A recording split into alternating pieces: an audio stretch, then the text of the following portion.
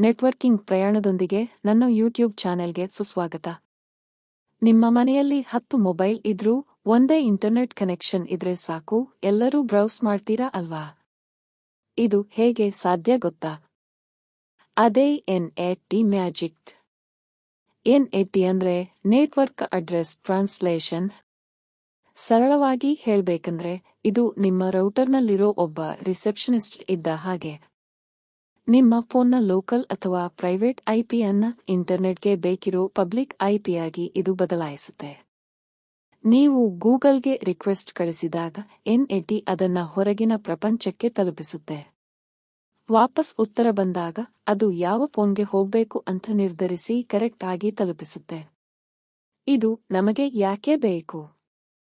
ಜಗತ್ತಿನಲ್ಲಿ ಹಳೆಯ IP address IPv4 ಖಾಲಿಯಾಗಿದೆ.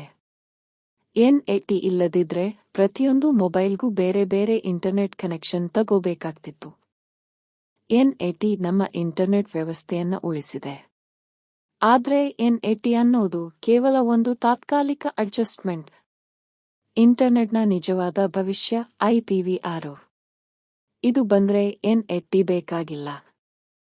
IPv6 ಸೇಫ್ ಆ? ಅದರ ಕಥೆ ಏನು? ಮುಂದಿನ ವಿಡಿಯೋದಲ್ಲಿ ನೋಡೋಣ.